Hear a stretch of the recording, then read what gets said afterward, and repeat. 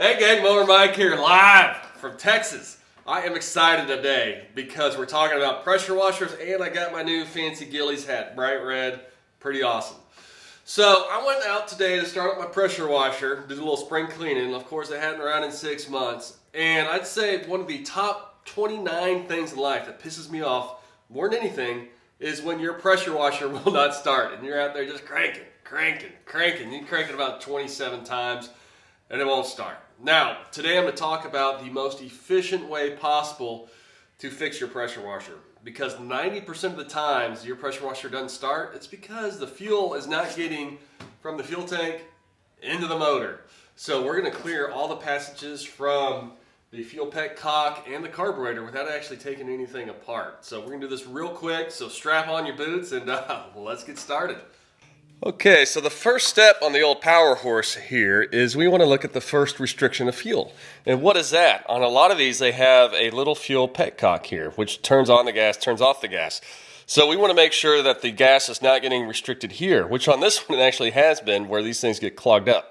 So we'll do a quick test. I'm going to pull off the fuel line. You'll probably need some pliers and whatnot. Now pull it off and then just turn it on real quick. Oh, you can see it, fuel's coming out. So this petcock is good, but before skipping forward on the video, at this point, if you've had this fuel in here for more than, I'd say, 6 weeks, go ahead and drain it out. That is the #1 cause for all these issues is ethanol in your fuel. Collects water, and then, there's all sorts of issues. So go ahead and just drain it out, get yourself a jug, and I'm going to drain this out. And then once you drain it out, you can skip forward a couple minutes on the video to where I get to the carburetor. But if you do think you have a petcock issue, I'm going to show you real quick how to take this off and clean it. And then we're going to go forward, so stick with me. All right, so in order to clean out our petcock, that name just cracks me up, we need to remove it first. So the way these are set up, it's a little lock nut right here. So first you hold the petcock with a pair of pliers and then just loosen it lefty-loosey. And then it just unscrews because it's actually threaded into this fuel tank if you have one of these types of motors. Now you'll notice when you turn it, it hits the motor right here. If you've got this model, there's two 8mm bolts right here you can undo that hold the gas tank down, really easy to get to. And then you can tilt her up like so, and then you just unscrew her. Real easy operation, and then your petcock will undo. And I swear I'll try to say petcock normal one time in this video, and make sure you get there's a little gasket underneath there too. So that comes off like so, and that is your petcock. So now we're going to go ahead and clean it. But let me show you how to clean this out. Give it a little shot there. You can see we got a little bit coming out there. And what you can do from here, you can take a shot of compressed air, make sure she's clean, or you can even do a little blow test here.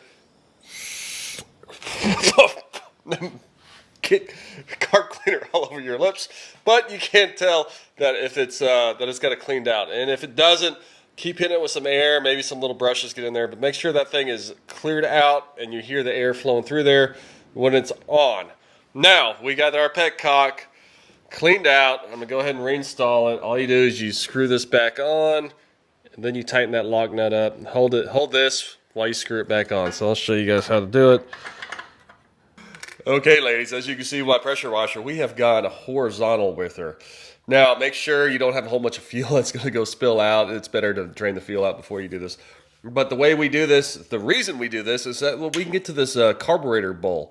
So if you have a Honda motor or one of these, essentially with a metal bowl on here, and you see that 10mm nut, it gives you really easy access to clean out the carburetor. So I'm going to show you a little trick.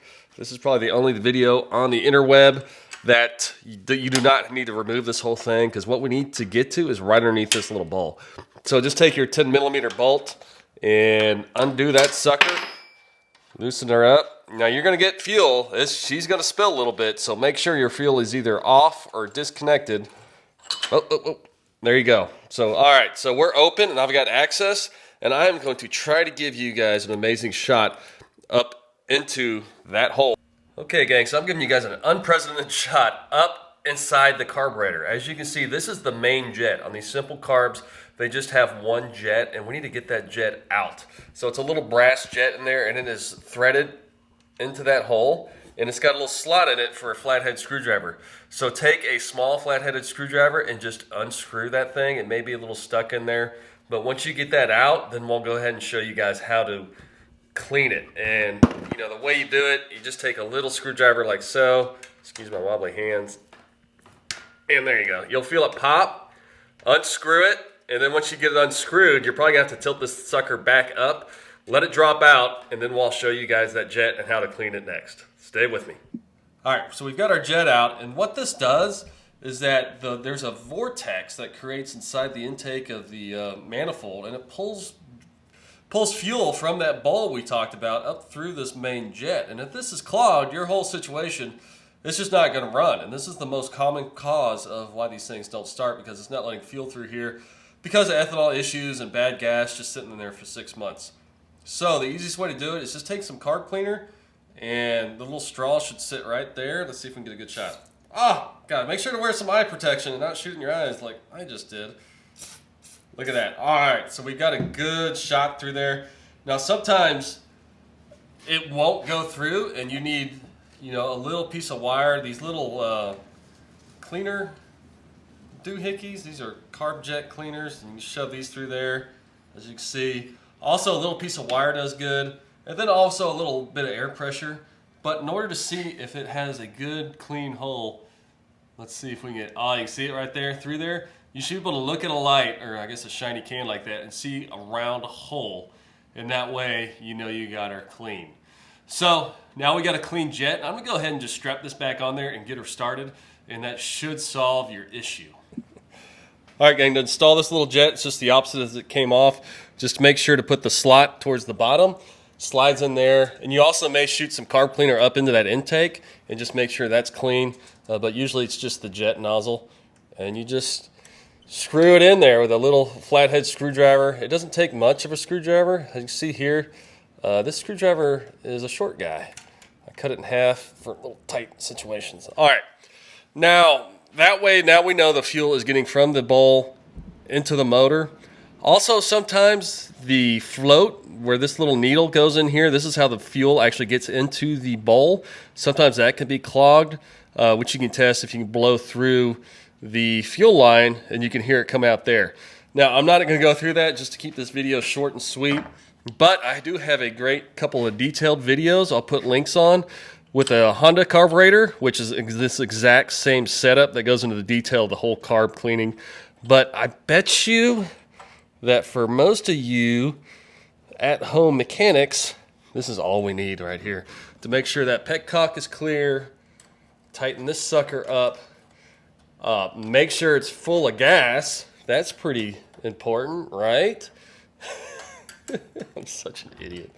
All right, so we got that sucker tightened up. So now we know fuel is getting from the gas tank through the petcock into here, up into the motor. So that's the most important part. Now at this point, you can also, it's a good idea, you know, check the air filter box, check the spark plugger, and, you know, maybe change the oil. But just for a quick start, I think just those two steps should get her done. So let's see if she starts, and I'll put some gas in her. All right, now time for the big test run of the pressure washer. I'm excited.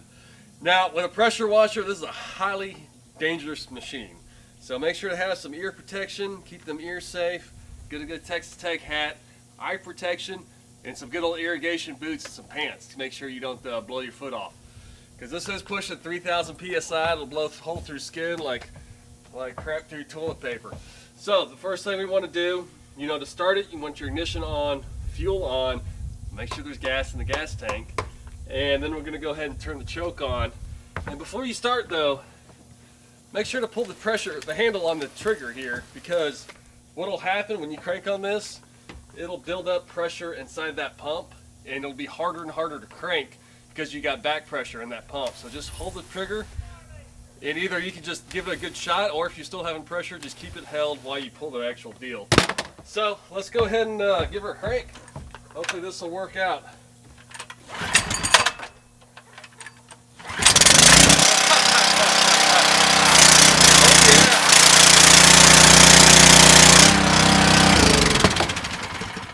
Alright, so nothing like a good pressure washer.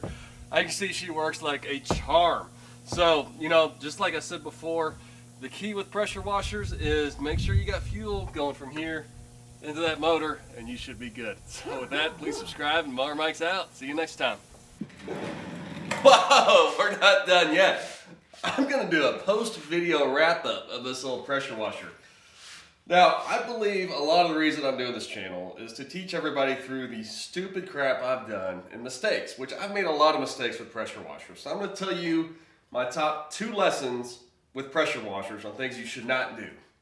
First, do not run a pressure washer for extended periods of time without running water through it, because the little pump on the back, it is not cooled. It will just sit there and boil and get hot and hotter and hotter until you look over and there is just oil spewing about a foot out of the pump. Then the pump binds up. It can totally screw up your motor. But then you have to buy another $250 pump on a $300 pressure washer, and it sucks. So always make sure to keep that water flowing through this pressure washer. Now, my next lesson, which is even more important than that, is never pressure wash in flip-flops. That is a major no-no.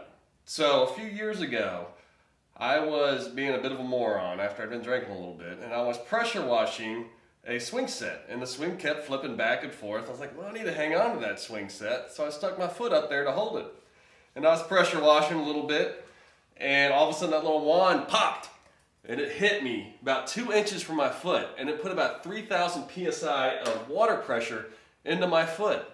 And what happens when you do that? It shoots about a dime-sized hole into your foot down to the bone. So I look down and I've got a hole in my foot, and it's just pulsing blood. Bloop, bloop, bloop. You know, I thought, hey, it's just a flesh wound. So I went inside to the wife and said, hey, you know, maybe I should have this looked at. And she was like, go into the emergency room.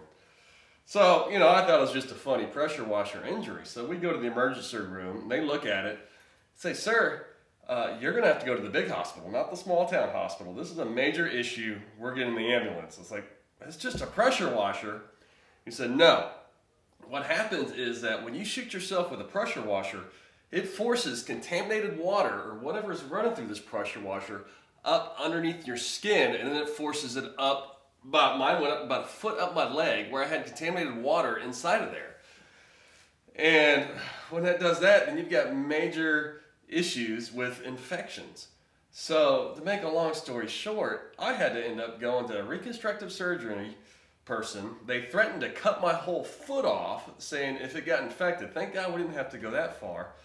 But I'm in there for a pressure washer injury at a boob doctor, you know, because of reconstructive surgery, they do boobs and pressure washer injuries apparently.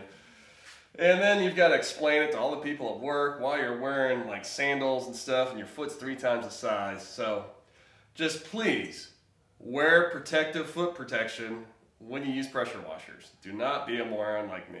So with that, I hope you enjoyed my little pressure washer video. I had a good time doing it. Stick around and we'll do some more. Mower Mike out.